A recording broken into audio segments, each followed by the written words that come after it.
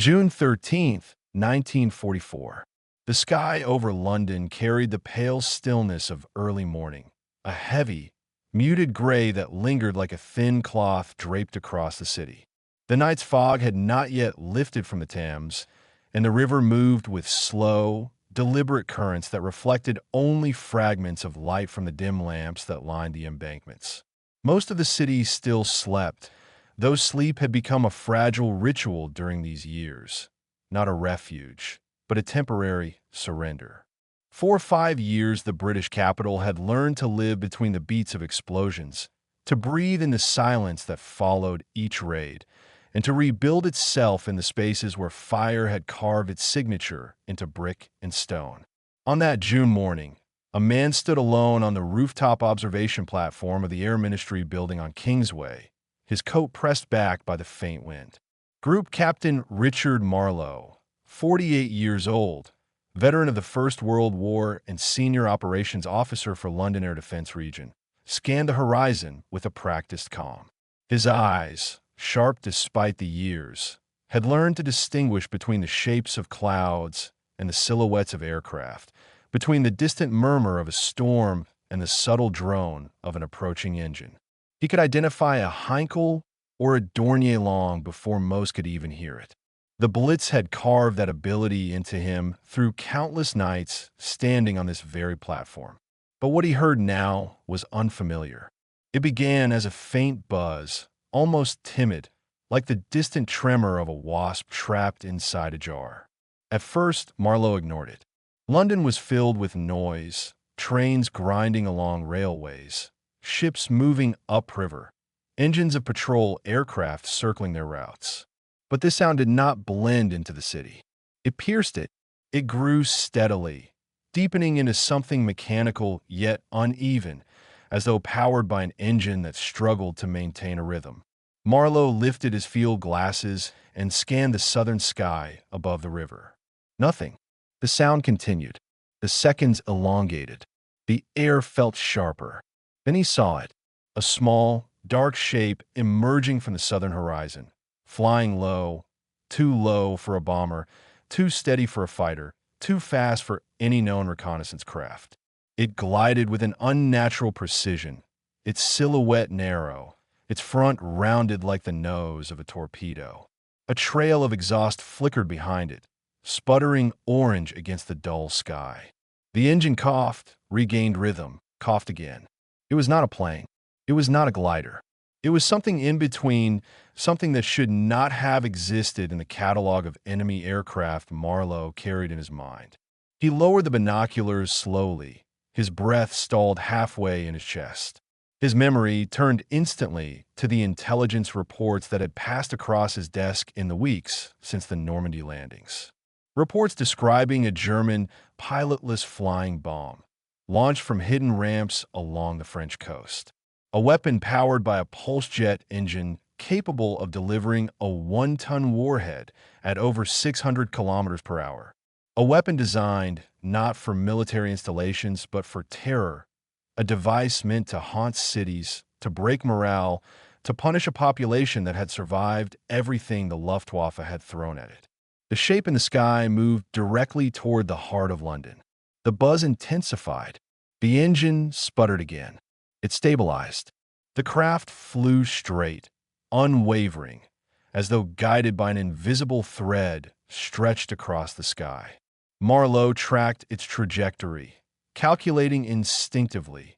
Too high for anti-aircraft guns positioned along the river, too low for the heavy batteries north of the city, too fast for the spotlights to track effectively, and far beyond the interception capability of any fighter patrol in the area.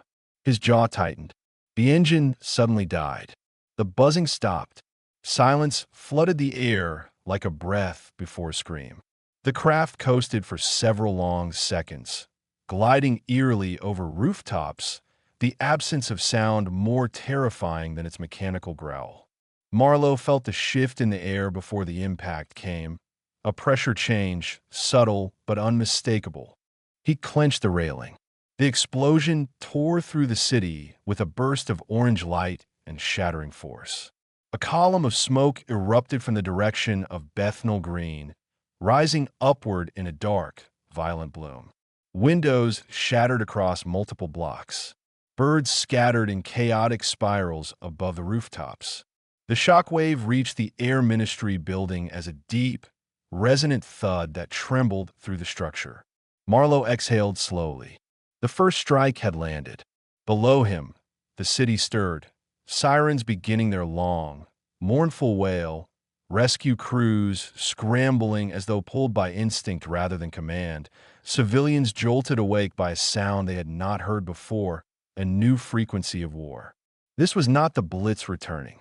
This was something else. Something colder, simpler, more relentless. On the floor directly beneath the observation platform, telephones rang in a cascading chorus. Officers hurried through corridors carrying half-buttoned tunics, and reports clutched in shaking hands. The atmosphere inside the Air Ministry shifted instantly from routine tension to a profound awareness that history had just changed direction. Marlowe descended the stairs with steady steps, though his pulse hammered with the knowledge that the chain of events beginning now would alter not only the work of the command, but the psychological landscape of the entire city. He knew the British command had prepared for the possibility of V-weapons. He also knew they had not expected them to appear this soon, nor in this form, nor with this accuracy. Inside the operations room, large wall maps of Britain and northern France glowed under soft electric lights. Colored strings marked flight paths of enemy bombers. Pins identified radar stations and anti-aircraft emplacements. Officers gathered around the central table, their faces pale in the dim light, listening as spotters reported the first details. Marlowe drew closer, listening quietly as the information spread from voice to voice. A single pilotless aircraft, unknown speed, sudden engine cutoff, explosion in the East End, casualties unknown, type confirmed as V-1. More incoming signatures on the radar screens. Multiple, not one weapon but dozens. The room grew still. For years, Britain had endured the bombings of the Luftwaffe. It had watched flames consume Coventry, Liverpool, Manchester, Plymouth. It had walked through the ruins of entire streets reduced to ash. But this was different.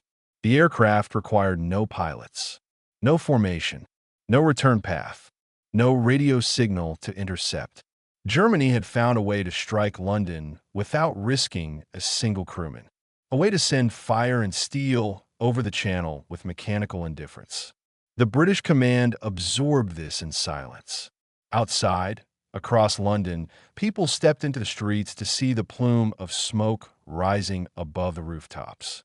Others huddled in doorways, listening for more strange drones overhead. In shelters, families whispered to one another, asking what new weapon the Germans had unleashed.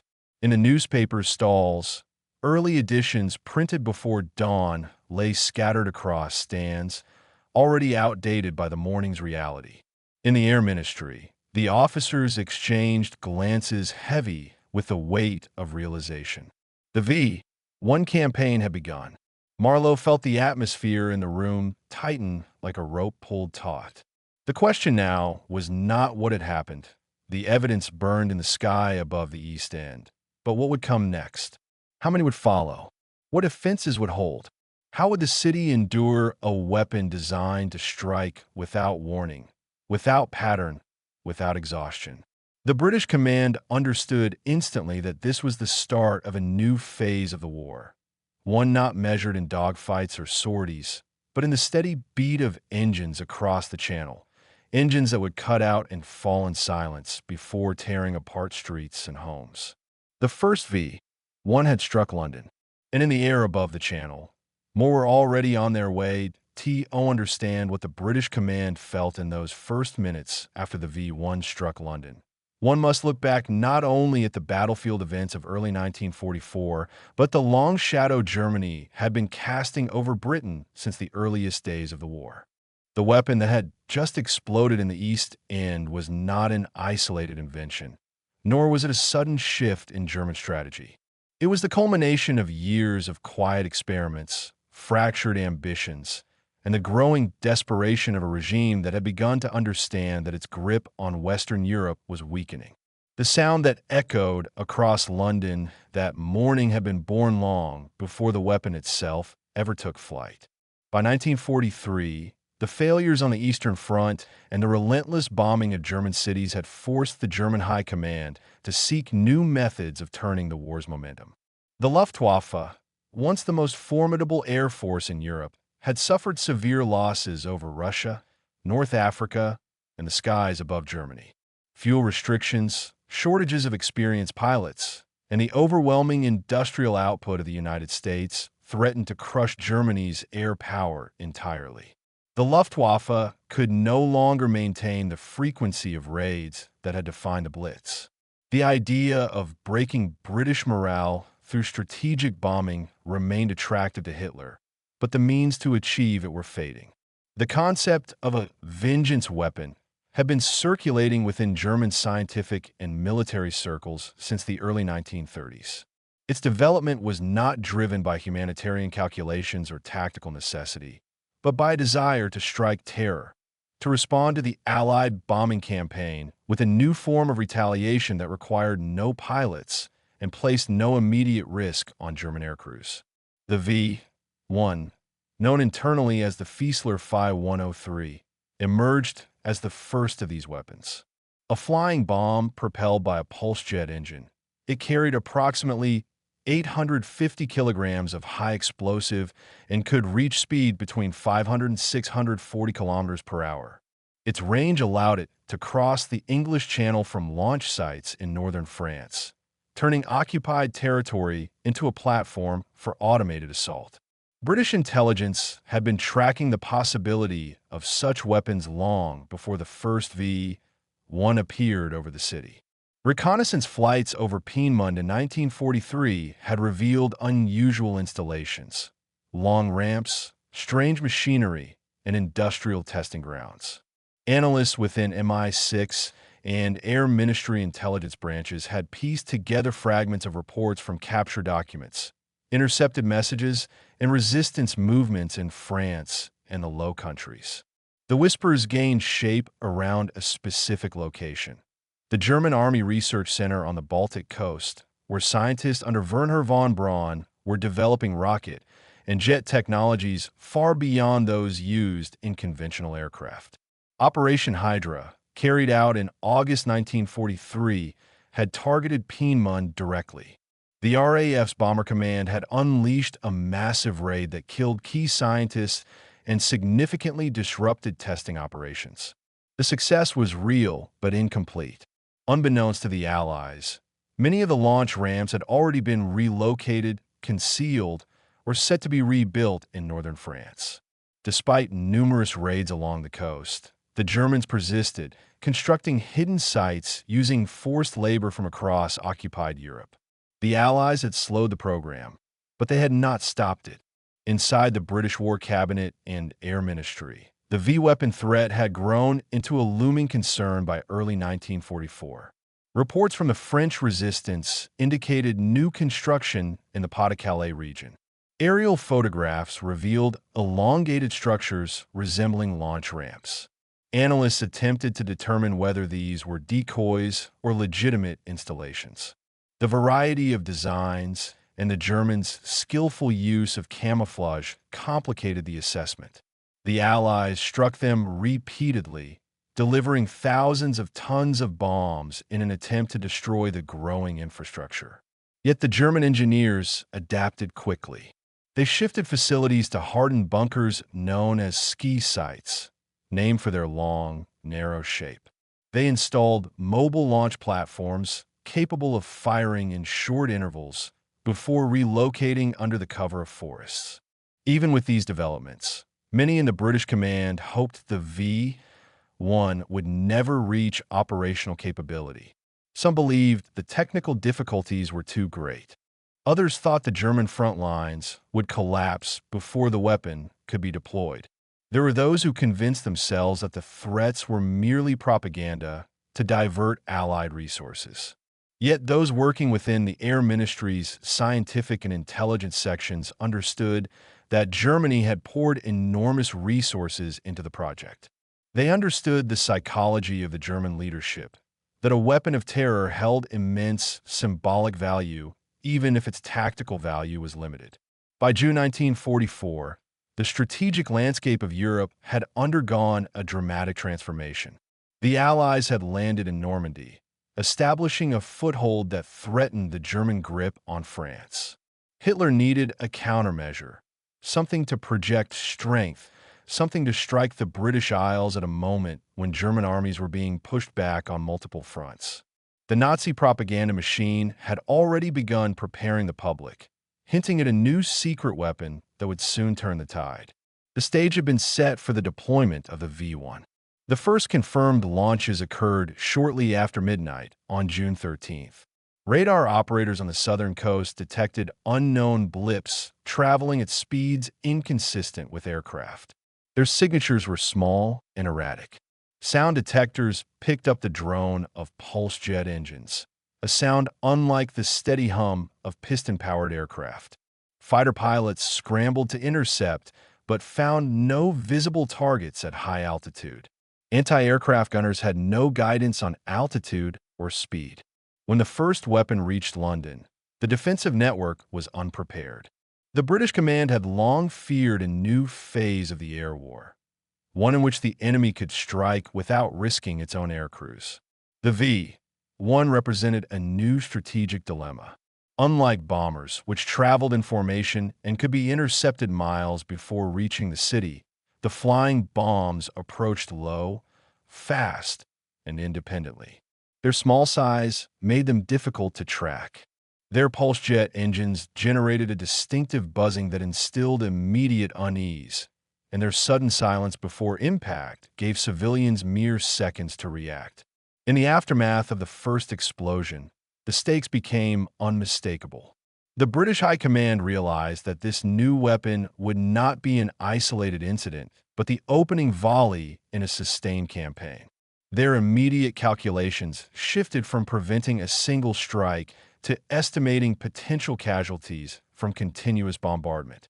They examined whether the air defenses built to counter the Luftwaffe could be adapted to this new threat. They considered whether fighter interceptors could be repositioned. They assessed the possibility of diverting bombers from the Normandy front to attack launch sites in France. Every option carried weight and risk. The British government also understood the psychological stakes. London had endured the Blitz with resilience, but the V-1 represented a new type of fear, mechanical, unpredictable, and impossible to negotiate with. Civilians could not watch the sky for incoming aircraft. They could only listen and wait and pray that the engine did not cut out above their street. The government needed to maintain morale, prevent panic, and convey assurance while preparing the city for what could become sustained daily attacks. Strategically, the arrival of the V-1 marked an inflection point in the war. The German High Command sought to slow the Allied advance through a campaign of terror, hoping to force the British government into diverting resources or reconsidering its offensive strategies. British leaders knew that yielding to fear would only strengthen German resolve. They also understood that failure to address the V-1 threat would expose London to continuous destruction. Thus, as the smoke rose over the East End on that June morning, the British command recognized the beginning of a new struggle. Not a battle fought with squadrons and formations, but with radar towers, anti-aircraft batteries, and the tenacity of pilots attempting to intercept weapons that had no fear, no fatigue, and no instinct for survival. The stakes were clear. The V-1 campaign threatened civilian lives, infrastructure, and morale. It challenged the adaptability of Britain's defensive network. It tested the capacity of its leadership to respond swiftly and decisively. It forced them to confront the uncomfortable truth that technology was altering the nature of warfare faster than anyone had anticipated. And above the Channel, more pulse jet engines were already buzzing toward London in the hours that followed the first V-1 One explosion, the British command found itself pulled into a rapidly escalating struggle that defied the familiar rhythms of wartime decision-making. Conventional air raids followed predictable patterns. Bombers approached in waves, crews coordinated their paths, and defenders learned to anticipate their behavior. But the V-1 campaign emerged not as a pattern, but as a series of unpredictable pulses, each one carrying the potential to strike anywhere within London's vast sprawl. As the morning sun rose over the damaged districts, the city braced itself for what would become the first of many days in which time itself seemed measured by the buzzing of engines overhead.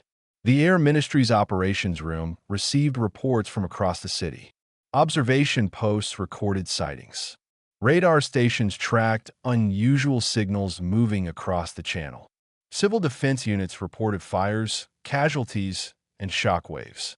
The East End smoldered, its streets filled with shards of glass, toppled chimneys, and rubble that had already begun to absorb the hard light of morning. Rescue crews moved through the destruction with the methodical pace of men who had lived through years of similar scenes, yet the expressions on their faces carried something new, an unease they struggled to name. They understood explosions, but not these strange engine failures that preceded them. They understood bombers, but not flying torpedoes that traveled on fixed trajectories like arrows shot from unseen bows. By mid-morning, 3 more V-1s had struck. One detonated near the Surrey docks, sending a column of flame into the air and scattering debris across a rail line. Another hit a row of terraced houses in Southwark, tearing the structures apart as though a giant hand had crushed them from above. A third fell in open fields south of the city, carving a crater that resembled the aftermath of a meteor strike. Each explosion carried with it a distinct pattern. The drone of the engine, the sudden silence, the impact, the rising plume. The city began to recognize these stages. Fear adapted quickly. Inside the British command structure, the challenge grew more complex with each report. The V-1's altitude was too low for many radar installations to detect consistently, especially those optimized for tracking high-altitude aircraft. The flying bombs traveled quickly, reducing the window of interception to a matter of minutes. Anti-aircraft batteries that once defended London from the Blitz had been repositioned to cover coastal installations and industrial centers. Now they required immediate reconfiguration. Fighter squadrons equipped with Spitfires, Tempests, and Mosquitoes needed to be reassigned to southern stations to intercept the incoming weapons before they reached populated areas. Yet each option came with trade-offs. Moving anti-aircraft guns from inland defenses risked exposing supply depots and industrial facilities to potential bomber raids. Diverting fighters from supporting the Normandy operations could hinder the Allies' ability to maintain air superiority in France. Increasing patrols drained fuel reserves that were already being stretched thin, and adjusting radar systems demanded technical recalibrations that could take days, time London did not have. The V-1 campaign had struck at a moment when British resources were divided by the demands of a global war. Maintaining the advance in Normandy required enormous logistical support. The bomber offensive against Germany demanded continuous sorties. Convoys supplying troops in Europe needed air cover. The Mediterranean theater still required attention. Every decision in the Air Ministry forced another part of the war effort to yield slightly. The British command understood this tension immediately. They were not preparing merely to defend London from a new weapon. They were preparing to confront the limits of their own capacity. The entire network of defenses, radar stations, anti-aircraft sites, fighter squadrons, searchlights, barrage balloons, needed to be repositioned, recalibrated, and redeployed with a precision that mirrored the efficiency of the weapon they sought to counter. The Germans, meanwhile, continued their assault with increasing frequency. Launch crews along the French coast operated with mechanical discipline, loading V-1s onto their ramps, checking pulse jet engines, adjusting gyroscopes, and sending the weapons toward England with a calculated rhythm. The ramps, concealed in forests or integrated into hardened sites, could launch several flying bombs per hour. Their operators required only minutes to prepare each weapon. The ease of launching contrasted sharply with the effort required to stop them.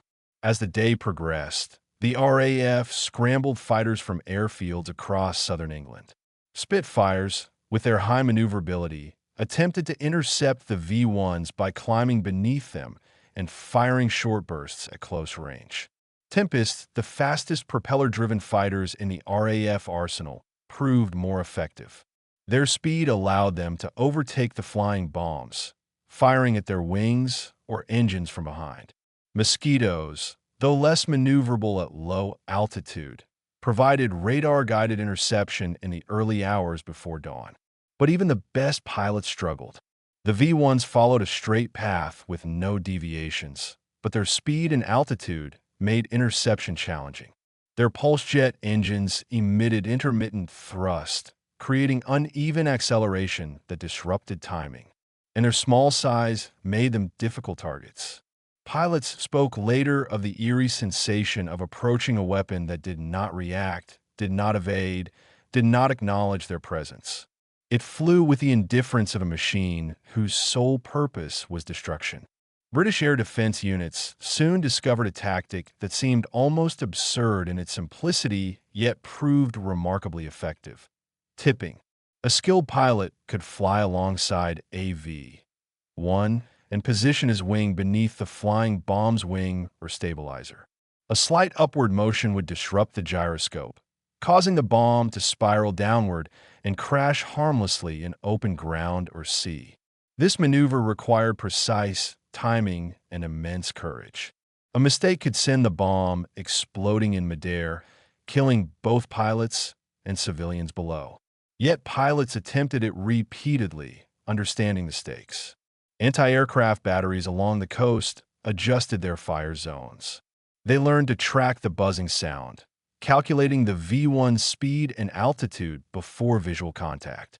Gun crews fired in dense patterns to create lethal corridors of flak, hoping the bombs would fly directly into the bursts. Successes increased, but so did the recognition that each interception represented only a temporary victory. The Germans could launch again within minutes. In the War Cabinet, the discussions grew increasingly urgent. Churchill demanded reports on casualty estimates and the projected impact of sustained attacks. Air Chief Marshal Trafford Leigh-Mallory presented assessments of how fighter allocations might reduce damage without weakening the Allied push in France. Sir Archibald Sinclair and General Frederick Pyle analyzed anti-aircraft adjustments, identifying which guns could be relocated without compromising overall defense. Scientific advisors outlined the possibility of modifying radar systems to detect low-flying targets more reliably, though these innovations would require time to implement. The conflict developed not on a battlefield, but within the structure of command itself. A strategic duel fought with logistics, intelligence, and the rapid adaptation of technology. Each department of the British defense apparatus began working at a pace that mirrored the urgency of the pulse jet engines crossing the channel. Civil defense units resumed the routines that had become second nature during the Blitz. They coordinated fire brigades, established temporary shelters in undamaged buildings, and organized volunteer groups to remove rubble from streets. They distributed leaflets explaining how to recognize the sound of the V-1, advising civilians to seek immediate shelter when the engine cut out. Ambulances moved through narrow streets, their sirens echoing against blackened walls. Hospitals prepared additional wards for blast injuries. Londoners witnessed their city transform again into a battleground of resilience and vulnerability. The psychological impact deepened with each explosion. The Blitz had been personal, bombers overhead, the shapes of aircraft visible in the sky. The V-1 was impersonal in its nature, a machine incapable of hesitation or mercy. Its steady drone became a sound that haunted the edges of consciousness. People paused when they heard it. Conversations stopped. Work halted. The city waited for the engine to die. And always, after the silence, came the burst of light and the shockwave that followed. The British command followed these developments with a mixture of strategic calculation and emotional burden. They measured each success and each failure. They analyzed the path of every intercepted V-1, mapping interception points, determining the altitude at which engagement was most effective, calculating the distances from launch sites to projected impact zones. They pushed resources into Operation Diver, the code name for the defensive campaign against the V-1, establishing layered defenses that extended from the coast to the outskirts of London. They shifted anti-aircraft batteries to the southern coastline, where the flying bombs could be engaged earlier, reducing the number that reached the city. Yet the Germans intensified their launches. In the first week alone, hundreds of V-1s were fired at Britain. Some fell short, some were intercepted, but many reached London, striking homes, hospitals, schools, and factories. The city endured yet another chapter in its long ordeal. The conflict between Germany's mechanized vengeance and Britain's adaptive defense escalated with each passing day. It was not a battle fought with infantry or tanks, but with engines, calculations, and decisions made in dimly lit rooms where maps of Europe glowed under fading lights. It was a struggle defined by distance, by the narrow stretch of water across which the weapons traveled, by the limited time available to intercept them, by the margin between survival and catastrophe measured in seconds of engine throttling stillness. And as the campaign intensified, the British command realized that the greatest challenge lay not in the destruction wrought by each V-1, but in the relentless rhythm with which they came, a rhythm that threatened to outpace even the most disciplined defenses. The V-1 had introduced a new dimension of war, one in which time itself became the enemy. The climax of the V-1 campaign arrived not as a single moment, but as a crescendo built from hundreds of mechanical pulses echoing across the English Channel.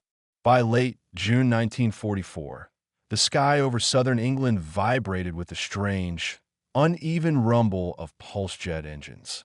Daylight brought no comfort. Darkness brought no reprieve. The flying bombs moved in steady lines across the sky, tracing invisible corridors that curved toward the capital. As the volume of launches increased, the British command faced its most intense challenge since the darkest hours of the Blitz.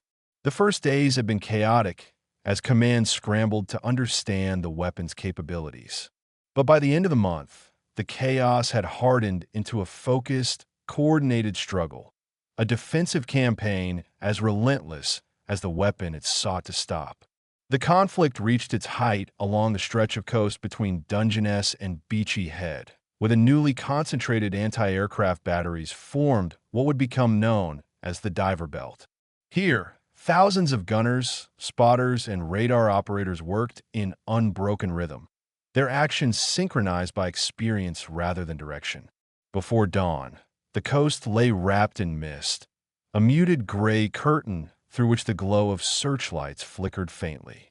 By mid-morning, the mist lifted, revealing the long lines of guns aimed skyward, 3.7-inch heavy anti-aircraft guns, Bofors 40mm rapid-fire guns, and mobile units positioned along the cliffs and fields.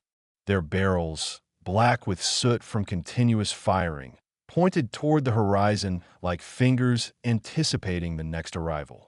The men who operated them bore the exhaustion of sleepless nights in their eyes, but their movements remained precise.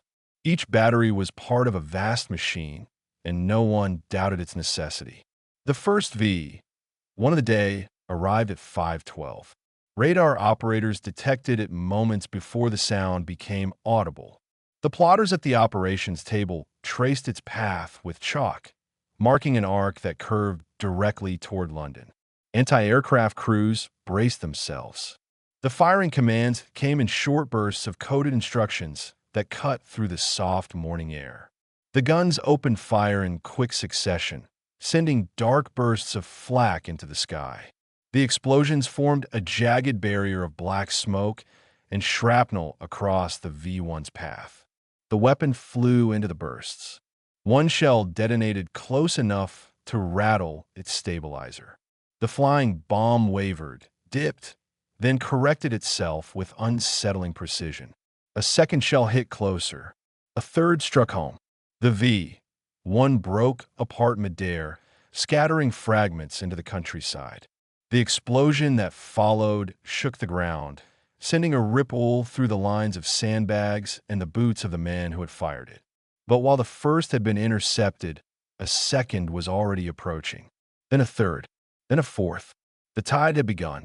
By mid-morning, the sky resembled a vast, shifting battlefield where the defenders never saw their enemy except in glimpses, streaking shapes darting across the horizon, accompanied by the droning pulse of their engines.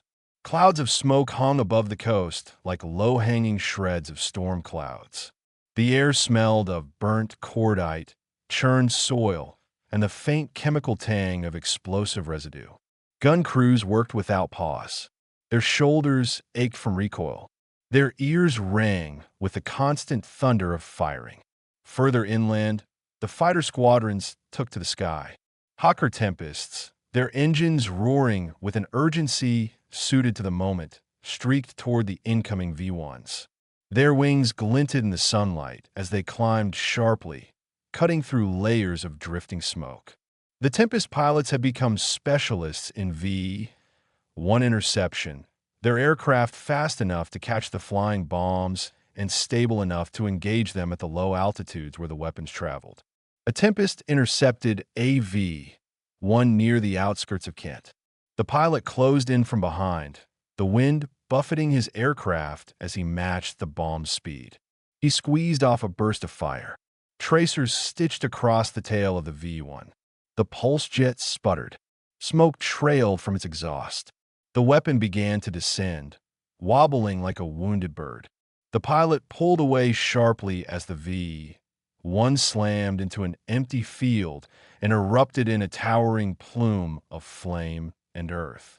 Yet even as that explosion faded, another V-1 flew past the fighters and continued toward London. The climax of the campaign was marked by the sheer density of incoming weapons. Radar screens became crowded with signals. Operators struggled to distinguish between real targets and interference. The Air Ministry's operations room grew tense. The chalk lines tracking trajectories overlapped on the large table, forming a web that reflected the overwhelming scale of the attack. Decisions had to be made swiftly and with precision. Anti-aircraft fire zones were adjusted repeatedly. Batteries that had fired through the night were ordered to continue their barrage. Fighter squadrons were directed toward the most concentrated waves, stretching their endurance to its limits. Meanwhile, the city braced itself. In London, the drone of V-1 engines became a sound embedded in the collective consciousness. People paused in the streets when they heard it, their eyes lifting toward the sky, even though they knew they would not see the weapon through the clouds. The pulse jet was an auditory omen. It signaled a countdown without numbers. When the engine cut out, every instinct urged movement, down staircases into shelters beneath door frames. The silence before impact became the most terrifying sound of all. During one of the heaviest days of the campaign, a wave of V-1s breached the defenses and reached the city. One fell near Holborn, igniting a row of shops and sending a plume of smoke that merged with the lingering haze above the rooftops. Another hit near Clapham, shattering the windows of dozens of homes and scattering debris across the street like broken teeth. A third detonated near a railway station, throwing metal fragments hundreds of meters and carving deep scars into the rails. Fire crews and rescue workers moved through the destruction with grim efficiency, their bodies strained by the weight of continuous emergencies. As the flying bombs continued to fall, the British command reached a crucial turning point. The existing defenses, while effective, were not stopping enough V-1s before they reached the city. London suffered. Casualties mounted. The pressure intensified. A bold decision was made to shift entire anti-aircraft divisions closer to the coast, creating a tighter, more lethal ring of fire that would engage the V-1s as early as possible. This move required enormous logistical effort. Guns had to be disassembled, transported, and reinstalled. Ammunition caches had to be relocated. Radar systems had to be recalibrated. Troops had to be reassigned along dozens of miles. The process took place with unprecedented speed, driven by necessity and the understanding that delay carried a cost measured in civilian lives. The effect was immediate. Once the new defenses were established, the coastal barrage intensified into an unbroken wall of fire. The horizon flashed repeatedly as guns opened fire on approaching V-1s. The bursts formed a churning cloud into which the weapons flew like insects into a flame. Pilots flying above described the scene as a roiling thunderstorm of smoke and shrapnel. V-1s exploded over the channel, over open fields, over isolated hills where the shock waves rolled across the landscape like low thunder. The climax of the campaign reached its most intense moment when the Germans launched one of their largest concentrated salvos. Dozens of V-1s filled the radar screens. The coast erupted in fire. Gun crews fired until their barrels glowed. The ground shook beneath their feet. Pilots intercepted wave after wave, their fuel gauges dipping dangerously low. The sky became streaked with smoke trails and punctuated by bursts of flame. And yet, this time, the line held. Most of the V-1s were destroyed before they reached London. Many were intercepted above the coast. Others were brought down by fighters. A few fell in uninhabited areas. The dense wave that might have devastated the city was broken apart by a defense stretched to its limits, but ultimately effective. In that moment, the British command witnessed the turning of the tide. The V-1, once a terrifying, unpredictable threat that seemed destined to bring London to its knees, had been met with a defense that matched its relentlessness. The climax was not a single explosion or a single interception. It was the collision of two systems, Germany's mechanized vengeance and Britain's coordinated resistance, each pushing against the other with maximum force. On that day, Britain did not simply endure the assault. It absorbed it, adapted, and overcame it with a resolve forged through years of war. The crisis point had passed, but the legacy of those weeks, the fear, the endurance, the adaptation, would remain embedded in the city long after the last pulse jet faded from the sky. When the final weeks of the V-1 campaign settled into memory, the echoes of the pulse jet engines still lingered faintly in the minds of those who had lived beneath their uneven drone. The buzzing sound that once filled the sky over London became a ghostly imprint, something people imagined even in silence, a phantom vibration housed somewhere between memory and instinct. For months, the city had existed in a state of perpetual anticipation, listening not for the roar of bombers, but for a mechanical heartbeat cutting through the air in short, stuttering bursts. Now, as the summer of 1944 shifted into autumn, the rhythm began to fade, replaced by a different stillness, one carved not by absence, but by endurance. The German V-1 offensive continued intermittently throughout the late summer, but its power had diminished. Launch sites along the French coast fell one by one as Allied forces pushed inland after the breakout from Normandy. By September, most of the operational ramps were either captured or destroyed. Surviving launch crews retreated eastward, abandoning equipment too heavy to transport. The pulse jet engines that once signaled destruction over the channel fell silent. The threat did not disappear entirely, but the intensity that had defined June and July had been broken irreversibly. London exhaled, though the breath carried both relief and sorrow. Neighborhoods scarred by the flying bombs bore testimony to the weeks of relentless assault. Streets that had once held rows of terraced houses now contained open gaps where foundations lay exposed like the bones of old wounds. Piles of bricks and twisted beams remained in corners where the bombs had fallen without warning. The city swept the debris with a quiet determination, clearing roads, salvaging undamaged structures, and covering craters with fresh layers of soil and stone. People returned to their routines, though the routines felt subtly changed. Children walking to school understood the meaning of the sudden silence in the sky. Workers listening to the clatter of trains could still recall the anxious hush that preceded each explosion. Families who had spent nights in shelters returned to their homes with equal parts relief and uncertainty. For them, the memory of the V-1s became another chapter in the long story of their endurance.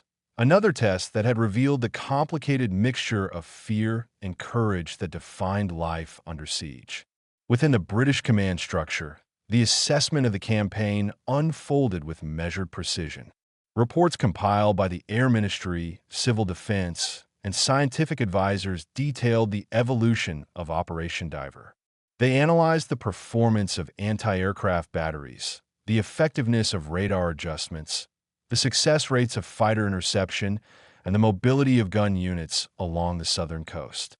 The data formed an intricate narrative of adaptation, a story of how a nation confronted a new kind of threat and reshaped its defenses with unprecedented speed.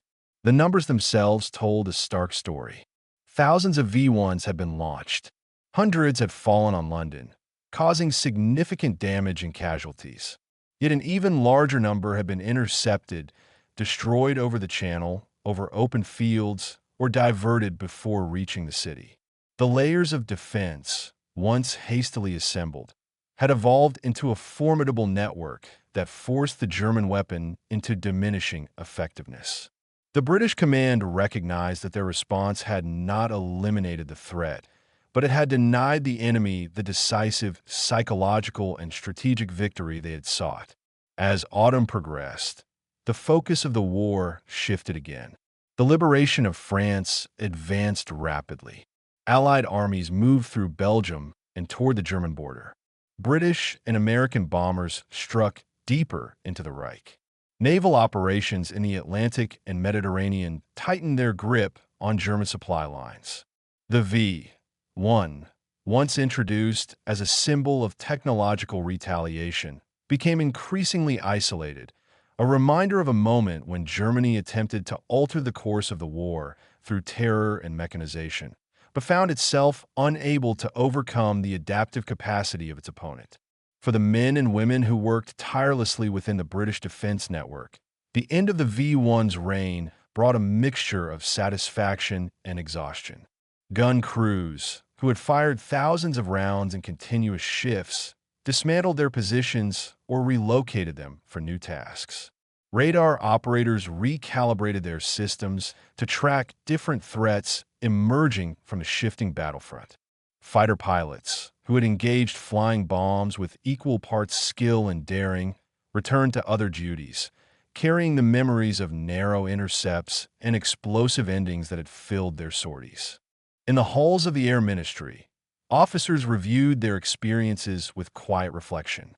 They recognized that the V-1 had introduced a new era of warfare, one in which automation, speed, and absence of pilots reshaped the dynamics of attack and defense. The concept of unmanned weapons had taken physical form over London's skies, and its implications would reverberate into future decades. The conflict had exposed the vulnerability of cities to remote assaults and underscored the need for rapid technological adaptation in defense. Yet the most enduring reflections arose not from the tactical evaluations or the strategic analyses, but from the emotional landscape of the city itself. The V-1 campaign had tested London's resilience in ways different from a blitz. The Blitz had been a storm of fire delivered by human crews and aircraft that could be tracked and confronted. The V-1s were mechanical avengers, indifferent to interception, unmoved by danger, programmed to continue until fuel ran out or the Earth rose up to meet them. Their presence forced civilians to confront a new form of uncertainty, one defined by silence rather than sight. The question that had echoed through the British command: what will this weapon do to morale, to the psyche of a city already battered by years of war, had found its answer in the quiet resilience that followed each explosion. London did not collapse. It did not yield. It absorbed the blows as it had absorbed every adversity the war had brought. The people rebuilt their homes, tended to their wounded, comforted their neighbors, and carried on with the subtle, powerful endurance that Londoners had made into a defining trait. In the War Cabinet, Churchill acknowledged this endurance with his characteristic gravitas, recognizing that the spirit of the city had once again matched the magnitude of the challenge. The British command, who had feared that the V-1 campaign might break civilian resolve, now understood that the opposite had occurred. The attacks had revealed the depth of the city's ability to withstand fear without surrender. As winter approached and the last remnants of the campaign faded, the memory of the pulse jet's drone receded into the collective background of wartime experience. The flying bombs became part of the mythology of the war, not as the instrument that broke Britain, but as the symbol of yet another test that Britain had passed. Years later, historians would study the V-1 campaign as a precursor to a new age of warfare. But for those who lived through it, its legacy rested in lived experience rather than theory. It was remembered in the pauses of conversation when an aircraft passed overhead, in the way children glanced upward instinctively, in the way parents listened to the tone of engines with quiet vigilance. It became part of the city's identity, as much a part of London's wartime chronicle as the searchlights of 1940 or the ruins of Coventry. And for the British command, the question that had hung over that June morning, what did they say when the first V-1 struck London, found its answer not in words spoken aloud, but in actions taken swiftly and resolutely. They did not yield to fear. They adapted. They coordinated. They transformed uncertainty into structure, chaos into discipline, threat into strategy. Their response became a defining chapter in the broader narrative of Britain's wartime resilience. The first V-1 had come at dawn, igniting a moment of shock that reverberated through the air ministry and across the city. But the final measure of the campaign lay not in that first explosion, nor in the countless others that followed, but in the quiet determination with which London endured, defended, and overcame. In the end, the buzzing engines faded, the fires were extinguished, and the city stood, scarred but unbroken, beneath a sky that once again carried only the sounds of its own making.